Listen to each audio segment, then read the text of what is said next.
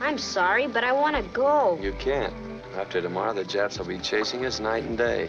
The cameras rolled in the middle of a war. Real soldiers played themselves, and the ending, it was rewritten while bombs were still falling on the Pacific. Back to Bataan wasn't just made about World War II.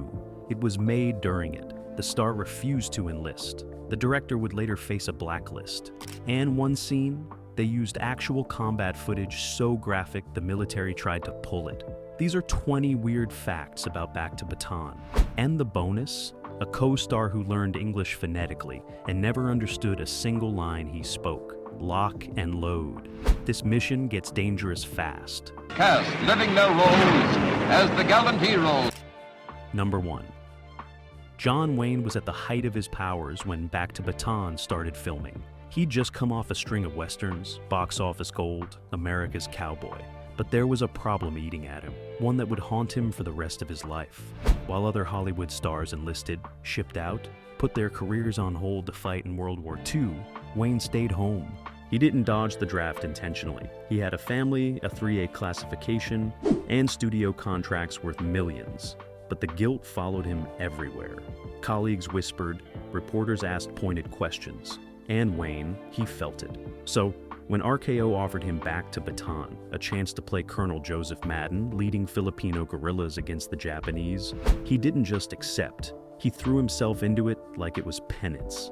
He studied military manuals, spent hours with technical advisors, demanded authenticity in every detail. On set, he insisted on doing his own stunts, carrying real gear, marching in full uniform under blazing California heat. Between takes, he'd sit alone, chain smoking, staring at maps of the Pacific Theater. Some said he was preparing for the role. Others said he was punishing himself for not being there. The performance was fierce, committed, almost desperate. Because for John Wayne, Back to Bataan wasn't just another war movie. It was the closest he'd ever get to actual combat, and that knowledge burned. Number 2. Before the script was even finished, the film had a mission.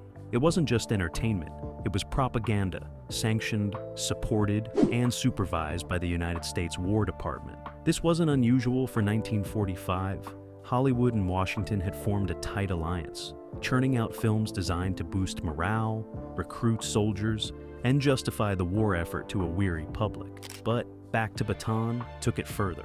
The military didn't just advise, they embedded themselves in production. Officers reviewed every draft, flagged dialogue, demanded rewrites. Scenes were added to highlight American heroism. Others were cut because they showed too much struggle, too much death, too much reality. The studio didn't fight back. They couldn't. Film stock was rationed, equipment was scarce. And if you wanted military cooperation, access to bases, uniforms, weapons, you played ball. Director Edward Dmytryk later admitted the film was as much about selling the war as telling a story. Every frame had to serve the cause. The Filipino resistance had to look noble. The Japanese had to look monstrous. And the Americans, they had to look like saviors riding in at the perfect moment. It wasn't art. It was a recruiting poster stretched to feature length. And everyone involved knew it. The actors rehearsed with military precision. The crew followed orders like enlisted men. Even the promotional materials were designed in coordination with the War Department's Public Relations Office. Back to Bataan wasn't just made in Hollywood. It was manufactured in Washington and delivered to theaters like Ammunition. Number 3. Anthony Quinn almost didn't get the role. Originally, the part of Captain Andres Bonifacio was written for a Filipino actor, someone who could bring authenticity, cultural weight, and native understanding to the resistance leader. The studio searched. They held open calls in Los Angeles, San Francisco, even sent scouts to Manila before it fell. But they couldn't find who they wanted, or maybe they just didn't look hard enough. Hollywood in 1945 had a nasty habit of casting white actors in ethnic roles, slapping on makeup and calling it authentic. Quinn was Mexican-American, already typecast as the exotic other in a dozen films.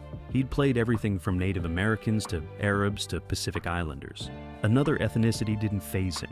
He took the role, studied Filipino accents, learned Tagalog phrases phonetically, and poured himself into the character with surprising depth. But there was tension on set. Quinn knew he was a stand-in, a compromise, a studio decision made for star power over authenticity. He later said it bothered him. not enough to turn down the work, but enough to push harder in performance. He wanted Bonifacio to feel real, to honor the actual Filipino fighters who'd risked everything. Between takes, he'd talk to Filipino extras, men who'd lived through the occupation, who'd lost family, who carried scars. They shared stories. He listened, and slowly, Quinn stopped seeing the role as just another job. It became personal, not because he was Filipino, he wasn't, but because he understood what it meant to be erased, replaced, rewritten by people who didn't know your story. So he made Bonifacio fierce, proud, uncompromising, a man fighting for his homeland. And if Hollywood wasn't going to cast it right, he'd at least play it with respect. Number 4. The film's climax wasn't fiction. It was history still being written. Back to Bataan was shot between late 1944 and early 1945, while American forces were still fighting to retake the Philippines. MacArthur's famous return to Leyte had happened. Manila was under siege, and the brutal Battle of Bataan, the Death March, the occupation, all of it was fresh, raw, still unfolding. The production team didn't have the luxury of hindsight. They were filming a war movie about a war that hadn't ended yet. That created chaos. The script changed constantly. Writers received updates from military dispatches, rewrote scenes based on fresh intelligence, killed characters who turned out to be alive, resurrected others. At one point, the ending was completely scrapped and rewritten because American forces liberated a prison camp earlier than expected, changing the entire strategic landscape. Dmytryk shot multiple versions of key scenes, not knowing which one would match reality by the time the film released. Actors showed up to set and received new pages, sometimes written that morning based on radio reports from the Pacific. It was filmmaking in real time, a bizarre hybrid of drama and journalism. And underneath it all, a creeping anxiety. What if the war went badly? What if Manila fell again? What if the resistance collapsed? The movie was a propaganda piece, designed to celebrate victory. But victory wasn't guaranteed, so they filmed with urgency, desperation almost, trying to capture a triumph that hadn't technically happened yet. And when Japan finally surrendered in August, months after filming wrapped, the entire cast and crew felt a strange relief. Not just because the war was over, but because their movie, made on faith and hope, had bet on the right ending. Number 5. They didn't build the jungle. They found it, and it nearly killed them. Most war films shot on studio backlots, controlled environments with fake trees and painted backdrops, but Dmytryk wanted realism, sweat, mud, the claustrophobic terror of jungle warfare. So, the production moved to the Iverson Ranch in Chatsworth, California, a sprawling piece of land that doubled for the Philippines. It looked close enough, thick vegetation, rough terrain, oppressive heat, but it came with problems. The cast and crew weren't prepared for the conditions. Temperatures soared over 100 degrees. Equipment overheated. Film melted in cameras. Actors collapsed from heat exhaustion, hauled off set, rehydrated, sent back in. There were snakes, real ones, hidden in the undergrowth. One crew member got bitten. Production shut down for a day while they airlifted him to a hospital. Insects swarmed constantly. Mosquitoes, flies, things nobody could identify. The makeup department gave up trying to cover the bites. They just became part of the look. And then there was the terrain itself. Steep hills, loose rocks, hidden drop-offs. During one battle scene, a stuntman lost his footing, tumbled 20 feet down an embankment, broke his arm. They kept filming. In 1945, safety regulations were suggestions, not laws. If you could walk, you worked. The jungle wasn't just a setting. It was an adversary. It fought back against the production, exhausted the cast, and tested everyone's endurance. But Dmytryk loved it. He said the suffering showed on screen made the performances rawer, more authentic. The actors weren't pretending to be miserable. They were genuinely miserable. And somehow, that made the film feel real. This is the story America will never forget. A picture. Number 6. The film used actual combat footage, and it almost got them in serious trouble. The War Department had a massive archive of battlefield recordings, cameras mounted on tanks, planes, embedded with infantry units. Most of it was classified, too graphic for public consumption. But Back to Bataan needed battle scenes, big ones, and the budget couldn't support building massive set pieces. So they made a deal. The military would provide archival footage, real explosions, real gunfire, real chaos.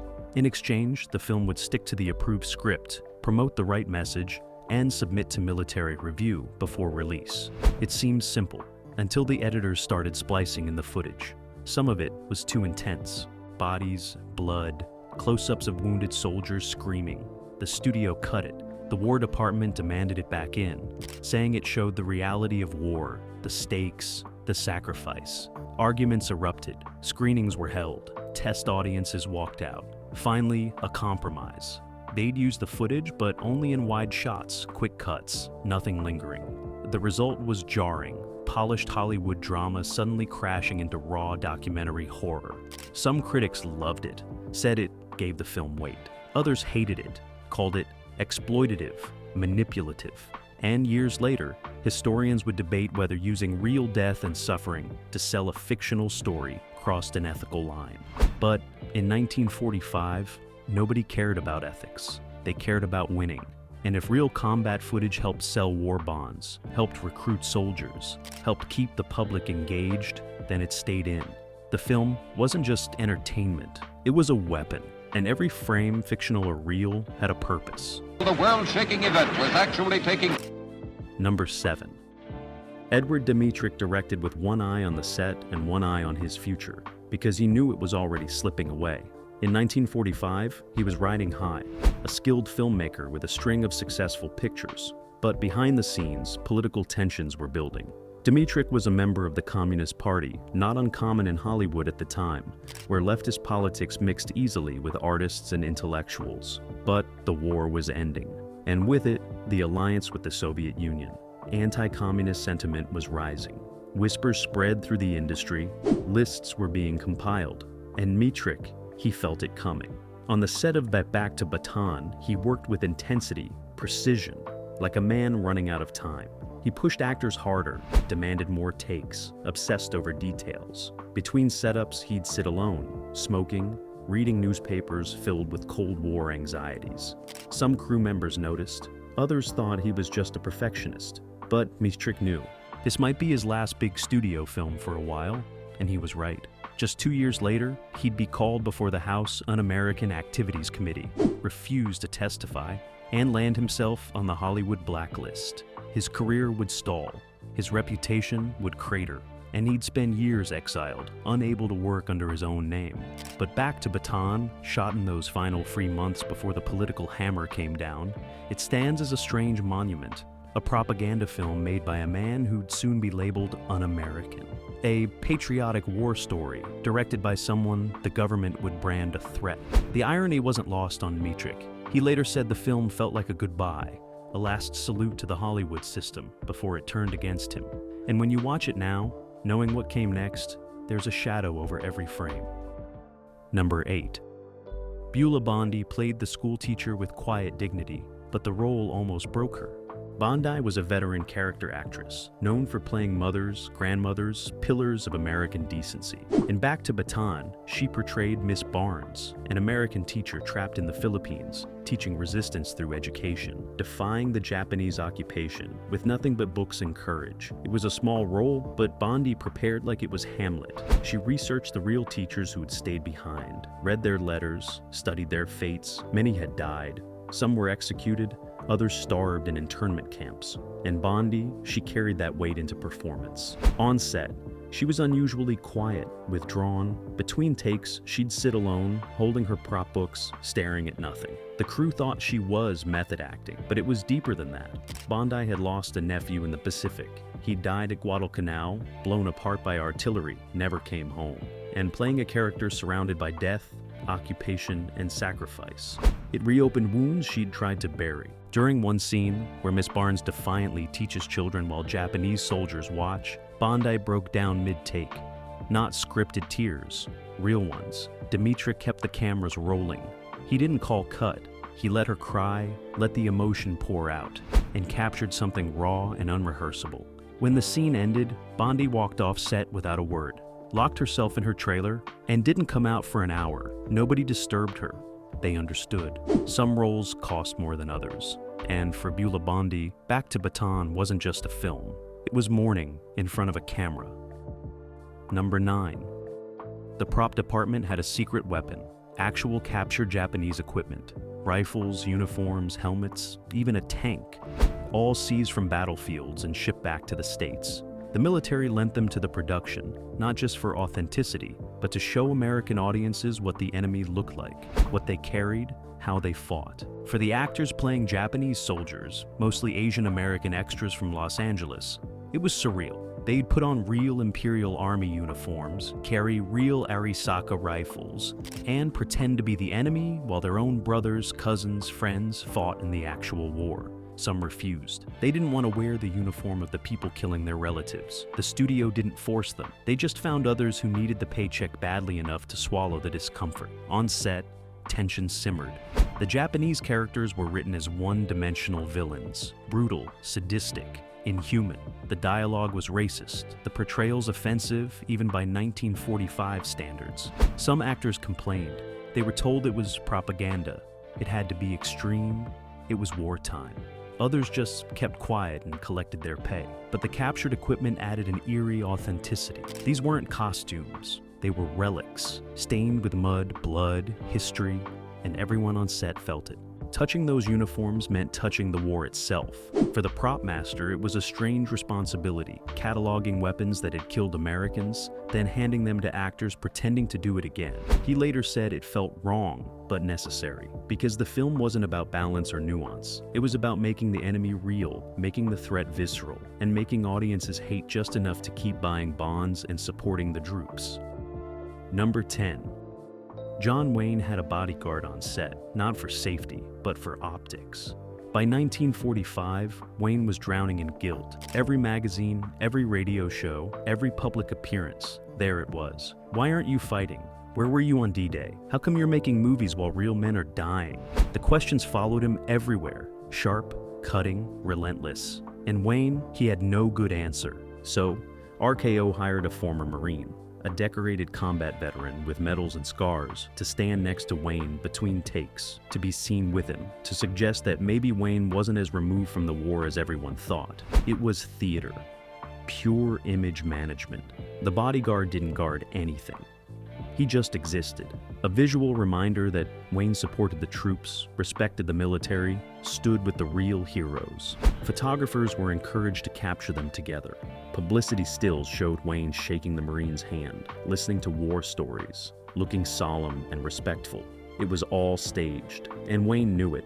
He hated it, but he played along because the alternative, being branded a coward by the press, was worse. Years later, Wayne would call his decision not to enlist the biggest regret of his life. He'd overcompensate for decades, making war film after war film, playing soldiers, generals, heroes, trying to earn in fiction what he'd never earned in reality. But it started here, on the set of Back to Bataan, with a bodyguard who wasn't there to protect him from danger. He was there to protect him from shame.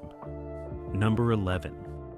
The flamethrower scene wasn't supposed to be dangerous. It was controlled, rehearsed, safety protocols in place. A stuntman would torch a Japanese bunker, flames would shoot exactly where they were supposed to, cameras would capture it, everyone would walk away. Except the fuel mixture was wrong. Someone miscalculated the ratio, made it too volatile, too unpredictable. When the trigger pulled, the fire didn't stop. It spread faster than expected, caught dry brush, ignited a prop storage area. Within seconds, the controlled burn became an actual inferno. Crew members scattered. Someone screamed for extinguishers. The stuntman, still holding the flamethrower, stood frozen, flames roaring around him. Another crew member tackled him, dragged him clear just before a fuel canister exploded. No one died, but it was close, too close. Production shut down for 2 days while fire marshals investigated. The studio quietly settled with the stuntman, paid medical bills for minor burns, and tightened safety procedures. Dmytryk never mentioned it publicly. But the footage, the real panic, the actual chaos, some of it made the final cut. Because in 1945, authenticity mattered more than safety. Number 12. Ducky Louie couldn't speak English, not really. He'd learned his lines phonetically, sounds without meaning, syllables strung together. He played a Filipino guerrilla fighter, shouting commands, delivering dialogue, interacting with Wayne and Quinn. But he had no idea what he was saying. Between takes, he'd ask translators what his character meant, what the scene was about. They'd explain in Cantonese. He'd nod, memorize the emotion, then repeat the English sounds with appropriate feeling. It was acting by pure instinct, disconnected from language. The crew found it fascinating. How could someone deliver a convincing performance without understanding the words? But Louie made it work. He watched other actors, mirrored their intensity, matched their rhythms. When Wayne yelled, Louie yelled back. When Quinn looked serious, Louie looked serious. He became a reflection, absorbing performances around him and bouncing them back with surprising authenticity. Critics never noticed, audiences never knew, and Louie collected his paycheck, still not entirely sure what the movie was about. Number 13. The love story was an afterthought, literally written during production. Original drafts had no romance, just war, resistance, and combat. But test audiences in early 1945 complained. Too much violence, not enough heart, too relentless. The studio panicked and ordered rewrites. A female lead was hastily created. Actress Feli Franchelli cast as Dalice Delgado, a guerrilla fighter and love interest. New scenes were shot weeks after principal photography wrapped. Wayne returned reluctantly, annoyed at the romantic subplot. He thought it weakened the film, distracted from the mission. But the studio insisted. Every war movie needed a woman, someone to fight for, someone to return to. The romance felt tacked on because it was. The chemistry between Wayne and Franchelli was non-existent. Their scenes rushed, their dialogue wouldn't. Dmytryk did his best, but you can't manufacture emotional connection on a deadline. The final cut included the romance, brief and unconvincing, exactly enough to satisfy studio notes and absolutely nothing more. It was filmmaking by committee, passion sacrificed for market research. Number 14. The film wrapped in March 1945, 4 months before Japan surrendered. That created a unique problem. The ending showed American victory, the Philippines liberated, freedom restored. But in March, the outcome wasn't certain. Manila was still burning. Battles raged across the Pacific. What if they'd bet wrong? What if the ending didn't match reality? The studio held the film, waiting, sweating. They couldn't release a victory movie if victory didn't come. And if the war dragged on for years, the film would become dated, irrelevant, worthless. Executives paced offices, monitoring war reports, calculating financial risks. Millions invested in a movie that might never see theaters. Then August came. Hiroshima, Nagasaki, surrender. The studio breathed again. They rushed back to Bataan into theaters September 1945, riding the wave of celebration, patriotism, and relief. The timing was perfect. Too perfect. If Japan had held out 6 more months, the film would have rotted in a vault. Instead, it became a victory lap, a celebration of American triumph delivered exactly when audiences wanted it most. Number 15. Anthony Quinn and John Wayne hated each other, or at least Quinn thought they did. On set, Wayne was cold, distant, barely spoke to Quinn between takes. Quinn assumed it was racism, that Wayne looked down on him, saw him as less than. The tension built quietly, never exploding, but always simmering. Quinn would try to make conversation. Wayne would grunt and walk away. During rehearsals, Wayne corrected Quinn's line delivery, not gently, bluntly. Quinn seethed, but stayed professional. He needed the work, couldn't afford conflict. Years later, after Wayne died, Quinn discovered the truth. Wayne hadn't hated him. Wayne had been intimidated.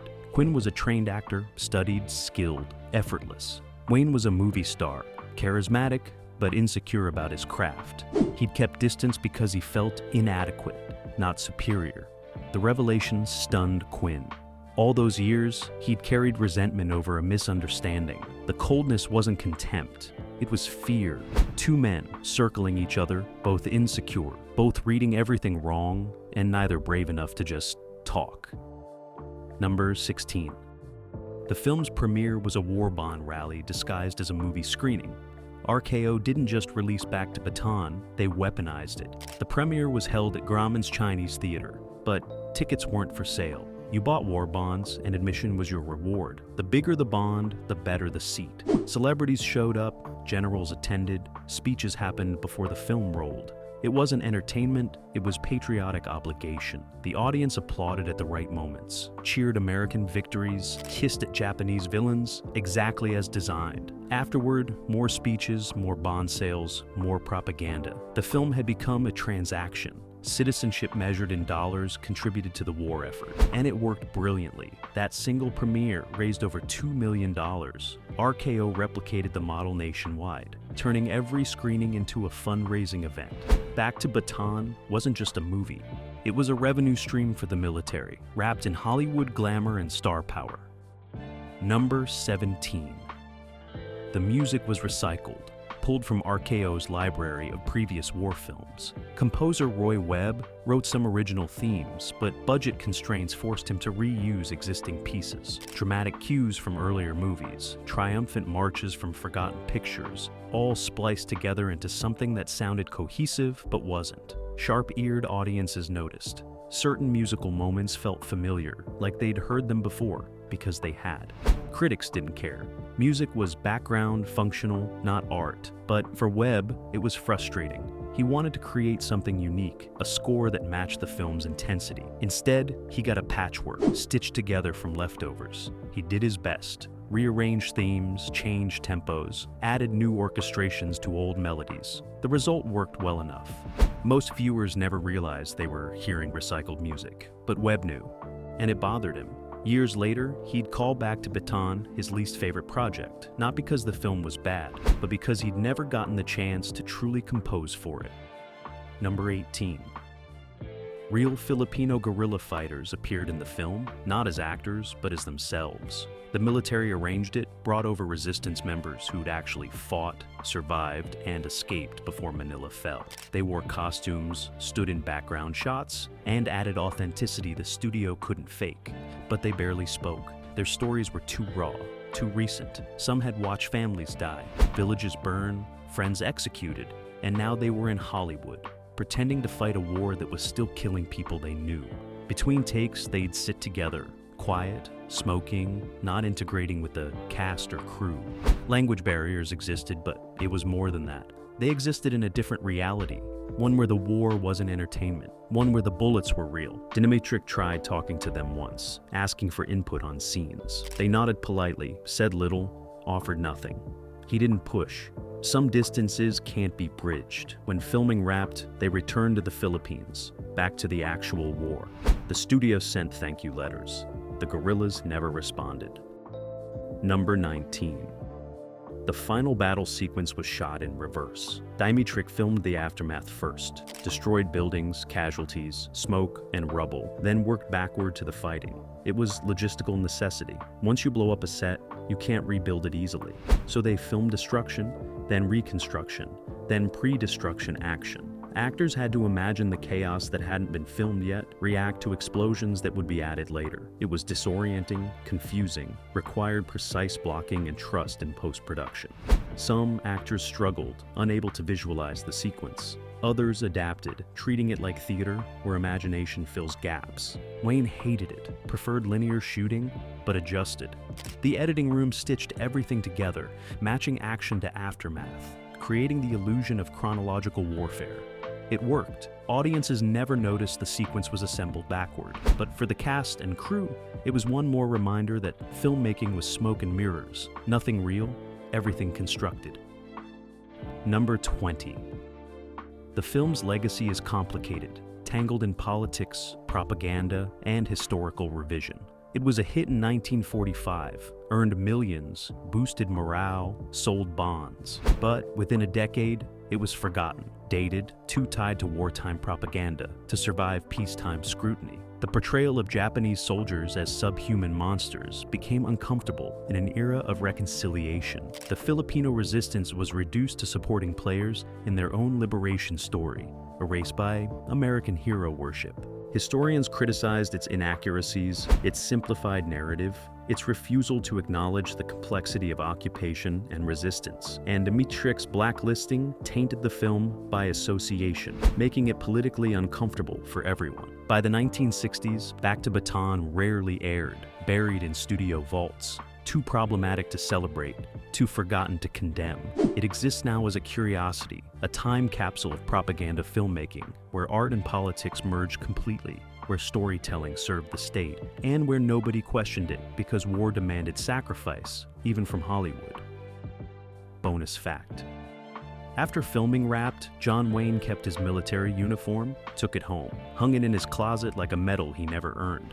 For years, he'd pull it out occasionally, try it on, stand in front of the mirror. His wife found him once, dressed in full colonel costume, just staring at his reflection.